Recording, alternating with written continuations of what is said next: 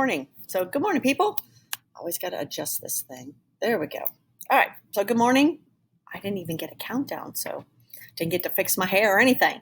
I hope you guys are doing well this Tuesday morning. It's early. It's still dark outside, so it is 7:15, and we are going to continue on with our lecture.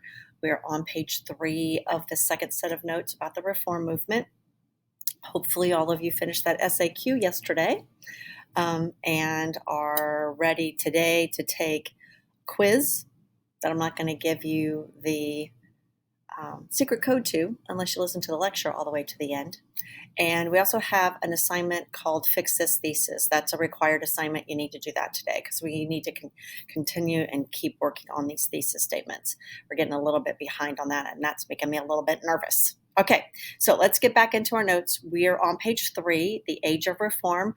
Yesterday, I read that big giant list, that major issues, the abolition of slavery. Again, most important reform movement. It's going to take over almost all of these and kind of push all of them to the back burner, especially the ones that are important to women, because women are going to be one of the leading groups of people working towards abolition. Temperance, women's rights, education reform, mental institution, prison reform, debtors, prison, and wilderness utopias. And again, this is going to be a heavily driven by women type of reform movement. So we're going to look first at temperance. And temperance, again, is the idea of reducing the intake of alcohol. We're not yet at the idea of prohibition. That's not going to be for quite some time before we get to the idea that we should prohibit alcohol. But at this point, we're thinking, let's tone it down a bit, right? So alcohol abuse was rampant in the 19th century, and mostly because there's nothing else to drink except alcohol. Alcoholism decreased the efficiency of labor, which is one of the reasons why there will be a lot of support for this idea, is that it affects the workplace, increasing injuries at work, job efficiency, that you're not as efficient. Women and children were vulnerable to physical abuse by a drunken husband or father. And so again, this is one of the reasons this becomes like a really important issue for women. So we form the American Temperance Society. This is not, and one of the things that the College Board likes to do is trick you up on things like this. This is not AA. This is not for people who drink. It's for people who want to give up the idea of drink. I got that backwards. This is AA. It's early in the morning, people. I got my reform movements messed up. It's led by Lyman Beecher. Within a few hundred years, 1,000 local groups are going to emerge, and their goal, again, is to urge drinkers to give up alcohol. And they're going to organize children's clubs, not because the children drink, but because they want their children or the children to guilt parents into giving up drinking. The top of page 4, 10 Nights in a Bar Room and What I Saw There. That's an interesting title. Depicted how a stable village was adversely transformed by a new tavern in town. Again, the importance of literature. And again, that goes back to this literate society that can read and use these types of things to, these types of publications to promote a cause. So we got 2 major strategies of the reformers in the early battles against alcohol. Temperance, which promotes a moderate use. And again, I guess that's where I was going with the AA thing. It wasn't like giving up alcohol. It was like telling them that you only drink so much kind of thing. And then prohibition, make it illegal. And that will be a separate part of this reform movement that at this time doesn't really pick up much steam. It will in the later part of the 19th century. Dow Law, father of prohibition, sponsored the Maine Law of 1851, prohibited the manufacture and sale of liquor, and that's already happening in May. By 1857, 12 states had passed various prohibitory laws, meaning we're going to ban in some way. During the 1850s, many of these prohibition laws were repealed or overturned, mostly because they were viewed as being unconstitutional. So that will happen. The results of temperance is going to be very small, much less drinking among women. So that is one of the positives, and less per capita consumption of hard liquor. And that, again, would be things like whiskey and that type of thing. Temperance, and this is one of the questions that you guys don't get when they ask you which one was least sectional, which ones were the least, which issues caused the least amount of difficulty. You guys tend to miss those a lot. Temperance is the least sectional, meaning the temperance movement was embraced across the United States. There was not a East versus West or a North versus South or a West versus South kind of reform movement. This one was pretty much accepted across the board. The next one, not so much. Women's rights. Women's rights, again, will begin as a way to gain small steps, right? So women's rights, gender lines more sharply drawn in the 19th century due to the Industrial Revolution. And what happens is this market economy begins to move women out of the economic processes and into home. And that cult of domesticity, this idea that women's place is in the home. And that really begins this movement of putting women in very designated places in which they can't move or get out of. Women were always viewed physically and emotionally weak, but also artistic and refined, right? That's the idea. This two things that women were given the rights to was this Republican motherhood, and remember that is from the Revolutionary War, that women should raise good citizens. That's the job of women in society, is to make sure that their children are good citizens, keepers of society's conscience, with a special responsibility to raise children to become productive citizens and loyal to the Republic. That's the job of a woman. Then we're going to add, later on, after the Industrial Revolution, this cult of domesticity, dominating middle-class views that women's proper role in society is to maintain a home. That's your job. That's what you do. So the revivalism of the Second Great Awakening reinforced the traditional view of women as the guardians of morality, right? That's what our role is. We're this angel in a house and keeping watch over everything in our house and making sure everyone feels comforted and secure and safe and well-fed. That's our job. Some women, obviously, are going to try to break away from that role. As always, when people are confined to a role, there will always be people that challenge that confining definition and want to break out. So, the top of page 5, women reformers advocated women's suffrage, and that's the right to vote, and other rights. Also participated in the general reform movement of the age, such as temperance and abolitionists. Those will be the other two groups, or other two reforms that women will strongly participate in. The turning point will be when women were excluded from the world's first anti-slavery convention in London. So what happens is there's this huge anti-slavery group worldwide meeting in London, and people from around the world, male and female, both attend this convention. And in particular, Lucretia Mott and Elizabeth Cady Stanton. And when they go there and they want to speak from the floor of this convention, they are denied the opportunity to speak. And that is what will spur this movement in the United States about the women's right movement. And what they do is they will organize, and it's on page 5 under 2B, and you need to know this word, the Seneca Falls Convention in 1848.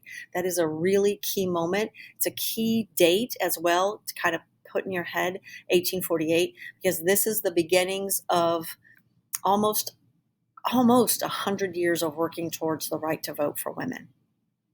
So Elizabeth Cady Stanton urged equality for women, legal rights to sue, and right to own property. That's the two things that we really are getting. Like, we don't have any rights, zero. No bank accounts, no right to own property, no right to look after our own money, no right to sue people if we are mistreated or have issues to take in front of the court. We can't. We have to find a male to do that for us. Sought the right to end femme corvée, where a husband took control of a wife's property. So if I brought stuff into the marriage, it doesn't belong to me anymore. It belongs to my husband, and my husband has control of it. Even if the marriage ends, I never get that stuff back. And so that's some of the things that women are working to overturn. Susan B. Anthony is a Quaker. She's a protege of Stanton, and she is a militant lecturer of women's rights. The Grimke sisters, Angelina and Sarah, they're usually on this list, not so much for what they do, because they write a lot, but the reason they're on this list is two things. They're Southern and they're abolitionists, so they're kind of an anomaly. I can't ever say that word. Their role in the abolitionist movement created a bridge between the movement and the new rights movement. Again, this connection. And then Lucy Stone helped organize the first National Women's Rights Convention in 1850. Lucy Stone is an avid abolitionist. After the war, created the Women's Only Suffrage Organization. She kept her maiden name, which was very unheard of, obviously, in that time period, and retained her name, Lucy Stone. Amelia Bloomer popularized the short skirt, where we get the word bloomers. So if you have a great grandma or a grandma that calls like pants or underwear or anything bloomers, like my granny did, it's because of Amelia Bloomer, which is a pretty awesome story. Margaret Fuller is an editor of a transcendentalist journal called The Dial, that women were the spiritual and artistic equal of men. And so we have all these women, a benefit of education, a benefit of literacy movements, speaking out. And so one of the things that they do as examples of things that happen in the American Revolution, let's have a convention. And so they have a convention called the Seneca Falls Convention. And also it's called the Women's Right Convention, but the College Board always refers to it the Seneca Falls Convention, because if they called it the Women's Convention, it'd give away too much information. So the Seneca Falls Convention, it's up by Niagara, up in upstate New York, where this is at. And this is essentially important to remember because, as it says in 3A, launched the modern women's rights movement. That is what's important. It's organized by Stanton and Mont. It's attended by 61 women and, more importantly, 34 men. That's a really important statistic. And they write, much like the conventions before the Revolutionary War, they write their declaration. And it's the Declaration of Sentiments that begins very much the same. And they add that important phrase that all men and women are created equal. And that's the Declaration of Sentiments. They demand in this, just like the Declaration of Independence, we have a list of demands: women's suffrage, women's right to vote, understanding that nothing is going to change for women unless they are able to vote and unless they're able to elect representation. Sought property ownership for women within a marriage. We need to keep our own property. It's the only way that we can stay economically stable. Sought increased child custody for women. So divorce was available in this time period, but often the reason why women did not seek divorce was they never retained custody of their children. And they could never retain custody of their children for a very simple fact that they couldn't support them. They had no job. And so women were put in a very precarious situation, especially in marriages that perhaps were abusive. If they left, they would either have no access to their children or B, leave their children in an abusive situation. So for women, this ability to divorce and have access to custody of their children is really important. Mainstream press and churches. Mainstream press and churches strongly, what do you think? Support or oppose?